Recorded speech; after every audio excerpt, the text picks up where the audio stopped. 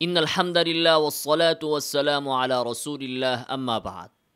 দাঁড়িয়ে দুরূদ পড়াটা বেদাত নয়, কিন্তু দুরূদ পড়ার জন্য দাঁড়ানোটা বেদাত।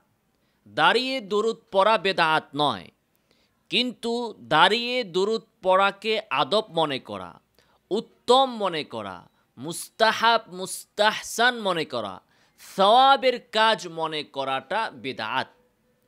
যে ব্যক্তি মনে করে দাঁড়িয়ে দুরূদ পড়া আদব, সে ব্যক্তি মনে করে রাসূলুল্লাহ সাল্লাল্লাহু আলাইহি ওয়াসাল্লামের লক্ষাধিক সাহাবার সবাই বেয়াদব।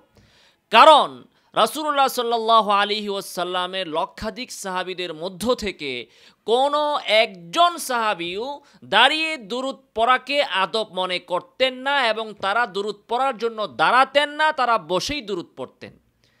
যে ব্যক্তি মনে করে দাঁড়িয়ে দুরূদ পড়া আদব, তার দৃষ্টিতে চার ইমামের সবাই বেয়াদব।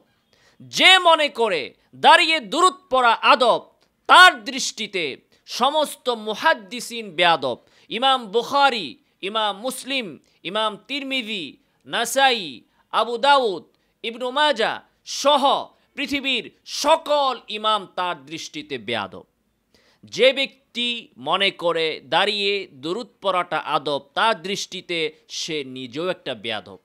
কারণ সে যখন নামাজে আত্তাহিয়াতুর পরে সালাত পড়ে মুহাম্মদ সাল্লাল্লাহু আলাইহি ওয়াসাল্লামের উপর তথা দুরূদ পড়ে, তখন কিন্তু সে বসেই পড়ে। অতএব সে নিজেও নিজের দৃষ্টিতে বেয়াদব।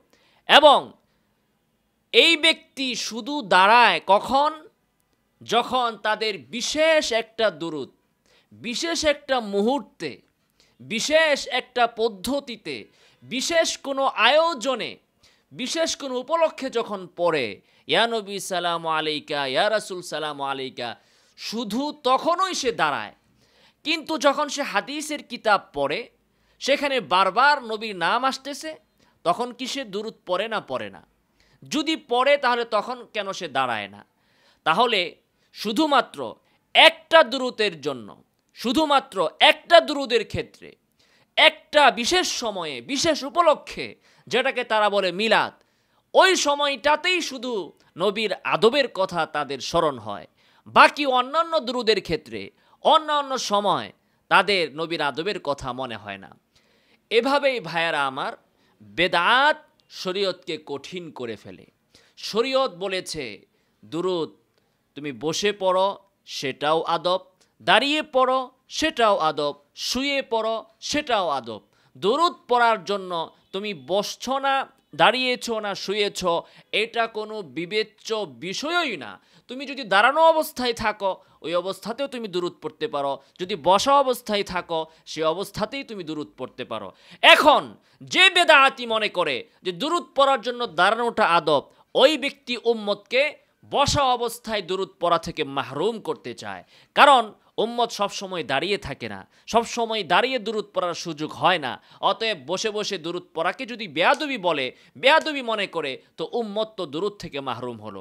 শুয়ে শুয়ে একজন মানুষ দুরূদ পড়বে, আল্লাহুম্মা সাল্লি ওয়া সাল্লিম ওয়া বারিক আলা সাইয়্যিদিনা মুহাম্মদ, অথবা অন্য যে কোনো দুরূদ, এটাকে সে যদি কঠিন করে বলে যে না, দুরূদ দাঁড়িয়ে পড়াটা আদব, শুয়ে পড়াটা বেয়াদবি, আদবের খেলাফ, তাহলে সে হাজারো উম্মতকে দুরূদ থেকে মাহরুম করলো।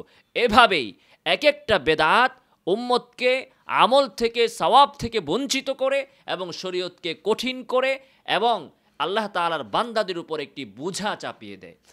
তো ভাইয়েরা আমার, দাঁড়িয়ে দুরূদ পড়া বেদাত নয়, বসে দুরূদ পড়াও বেদাত নয়। দাঁড়িয়ে দুরূদ পড়া যে কথা, বসে দুরূদ পড়া একই কথা। কোনোটাই কোনোটার থেকে শ্রেষ্ঠ নয়, কোনোটাই আদব নয়, কোনোটাই বেয়াদবি নয়। কোনো ব্যক্তি দাঁড়িয়ে দুরূদ পড়লে কোনো আপত্তি নেই, কিন্তু সে যদি মনে করে দাঁড়িয়ে দুরূদ পড়াটা বসার তুলনায় উত্তম, তাহলেই তাকে জবাব দিতে হবে, দলিল দিতে হবে, এই উত্তমের দলিল সে কোথায় পেয়েছে। শরীয়ত কারো বাপ দাদার সম্পদ নয়, শরীয়ত কোনো দরবারের সম্পদ নয়, শরীয়ত কোনো দাদা হুজুর, বাবা হুজুরের সম্পদ নয়। শরীয়ত আল্লাহ সুবহানাহু ওয়া তাআলার নিয়ে এসেছেন মুহাম্মদুর রাসূলুল্লাহ সাল্লাল্লাহু আলাইহি ওয়াসাল্লাম, শিক্ষা দিয়েছেন সাহাবায়ে কেরাম। এর বাহিরে কোনো ব্যক্তি সে যেই হোক না কেন, সে যেই হোক না কেন, দরবার যত বড়ই হোক না কেন, যত পয়সাওয়ালাই হোক না কেন, যত ক্ষমতা ধরই হোক না কেন, তার মাহফিল আর মজমা যত বড়ই হোক না কেন, আমাদের বিন্দুমাত্র কোনো ভ্রুক্ষেপ আমরা করি না, আমরা করবো না। তো খোলাসা কথা হচ্ছে যে দুরূদ আপনি দাঁড়িয়ে, বসে, শুয়ে, হেঁটে, চলাফেরায় সর্বাবস্থায় পড়তে পারেন, কোনো সমস্যা নেই।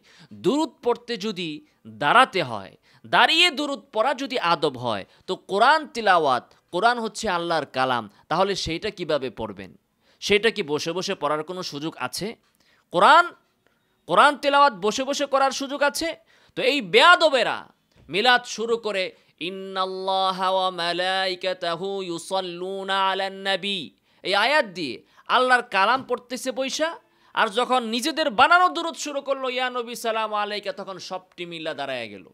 কি ধরনের বেয়াদবি এটা? তাহলে তোমার কাছে এই কোরআনের আয়াতের চেয়ে তোমার বানানো দুরূদের দাম বেশি। হ্যাঁ, তুমি কত বড় আহাম্মক, তুমি কত বড় বোকা, তুমি কোথায় বসবাস করছো? মানুষকে কি শিক্ষা দিচ্ছ তুমি? আল্লাহর কালাম সেটা তুমি পড়তেছো বসে বসে, আর তোমার বানানো একটা আরবি বাক্য যেটাকে তুমি বলো দুরূদ, যেটাকে তুমি বলো সালাম, ওইটার জন্য তুমি দাঁড়িয়ে যাচ্ছ। আর এগুলো বললে আবার তুমি ক্ষিপ্ত হয়ে যাও। আন্নাসু আদাউল লিমা জাহিলু, মানুষ যেটা জানে না সে ওইটার শত্রু হয়ে যায়। নিজের মূর্খতাকে কেউ যদি ধরিয়ে দেয়, তো মূর্খের অভ্যাস হচ্ছে সে ওর বিরুদ্ধে লেগে যায়, সে ওর শত্রু হয়ে যায়, সে সঠিকটা গ্রহণ করতে চায় না। আর যে ব্যক্তি জ্ঞানী, তার যদি কেউ ভুল ধরে দেয়, সে তার প্রতি কৃতজ্ঞ থাকে, তাকে হাদিয়া দেয়, তাকে ভালোবাসে, মহব্বত করে যে আমার ভুলটা ধরে দিল। অতএব আল্লাহ সুবহানাহু ওয়া তাআলার কাছে আমাদের দোয়া, প্রার্থনা যে আল্লাহ তাআলা আমাদের সবাইকে আল্লাহর প্রকৃত দিন, মুহাম্মদ রাসূলুল্লাহর প্রকৃত দিন অনুসরণের তৌফিক দান করুন। নিজেদের মন গড়া, নিজেদের পণ্ডিতি প্রসূত বানানো দিন এর ইত্তেবা থেকে উম্মতকে আল্লাহ তাআলা হেফাজত করুন। আমিন ওয়া আখিরু দাওয়ানা আলহামদুলিল্লাহি রাব্বিল আলামিন।